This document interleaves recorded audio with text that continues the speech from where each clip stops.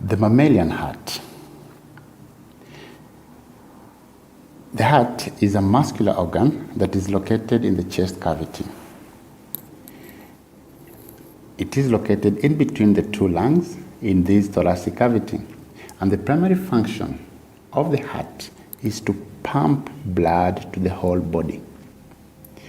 Now, in order to understand how the heart is adapted to this function of pumping blood, we look at the structural features, starting with the external structures.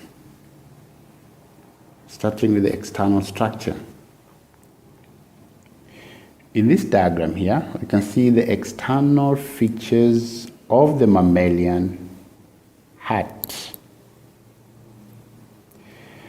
The heart is enclosed in a translucent membrane, though it's not visible in this diagram, known as the pericardium.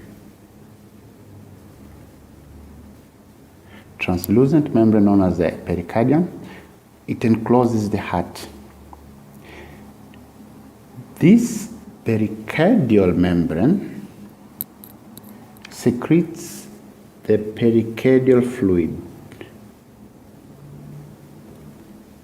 Pericardial fluid that acts as a lubricant when the heart is working. The pericardial membrane also helps to keep the heart in position and check on overdilation. It prevents the heart from overdilating. So it checks on overdilation so that the heart does not stretch too much. On the outer part of the membrane, there is fatty tissue. This fatty tissue acts as a shock absorber.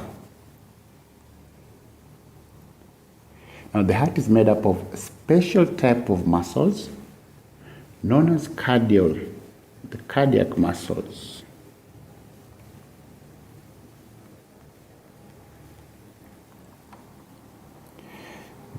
These muscles are specialized, for they contain interconnected fibers. The muscles also can beat, they can contract and relax continuously without getting fatigued. Now, the muscles are supplied with oxygen and nutrients through the coronary artery, which appear on the surface of the heart. Now, the heart has many vessels connected to it, and all the vessels either enter or leave at the anterior end. There's a pulmonary artery that conveys the blood to the lungs. The pulmonary artery branches into the right and the left.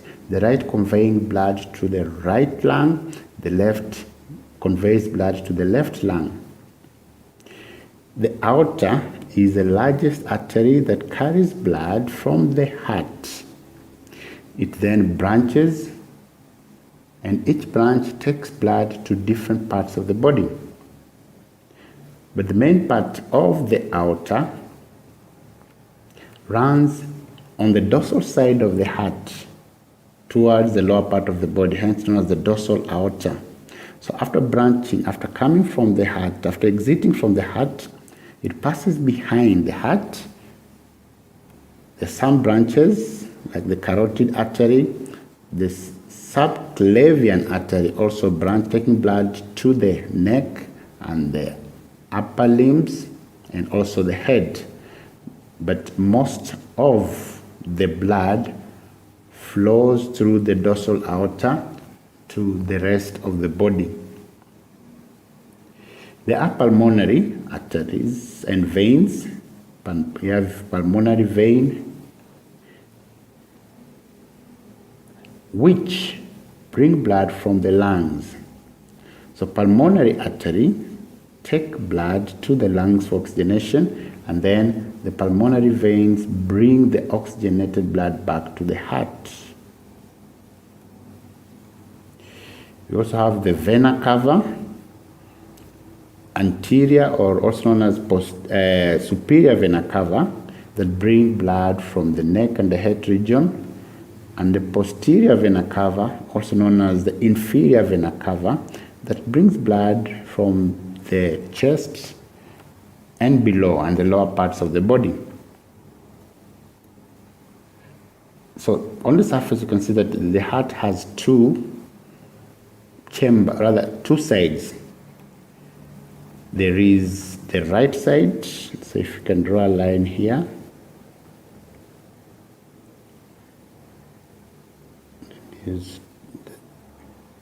There is the right side,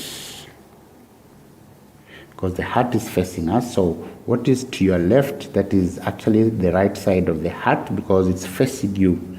And then the left side, there are 4 chambers, 2 on each side.